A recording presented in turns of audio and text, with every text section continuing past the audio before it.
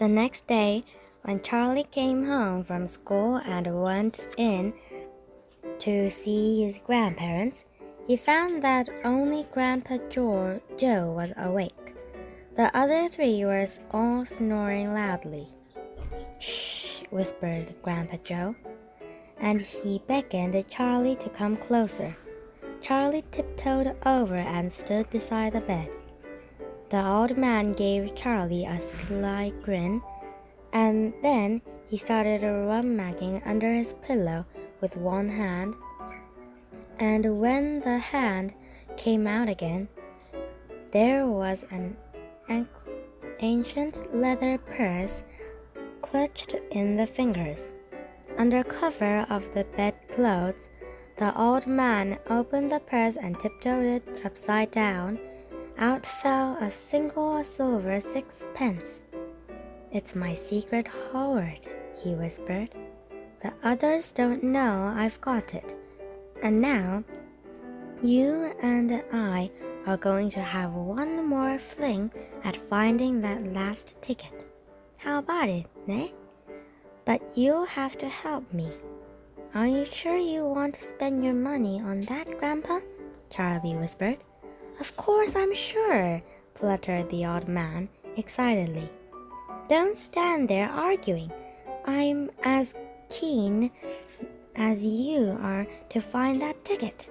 Here, take the money and run down the street to the nearest shop and buy the first Wonkaba you see and bring it straight back to me. We'll open it together."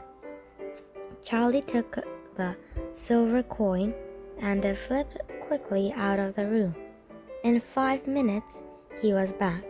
"Have you got it?" whispered Grandpa Joe, his eyes shining with excitement.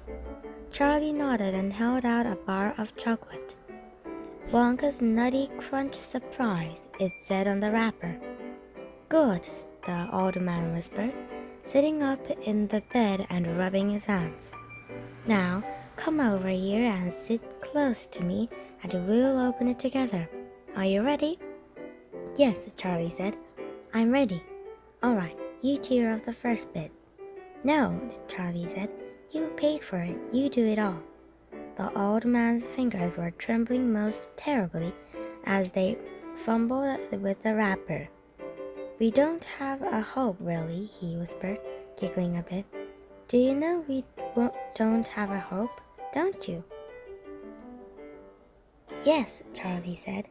"I know that." They looked at each other and both started giggling nervously. "Mind you," said Grandpa Joe, "there is just that tiny chance that it might be the one. Don't you agree?" "Yes," Charlie said. "Of course. Why don't you open it, Grandpa?" "All in good time, my boy. All in the good time. Which end do you think I ought to open first?" "That corner, just one furthest from you. Just a tear of a tiny bit, but not quite enough for us to see anything." "Like that?" said the old man. "Yes. Now a little bit more." "You finish it," said Grandpa Joe. "I'm too nervous." "No, Grandpa, you must do it yourself." "Well then, here goes." He tore off the wrapper. They both stared at what lay underneath. It was a bar of chocolate, nothing more.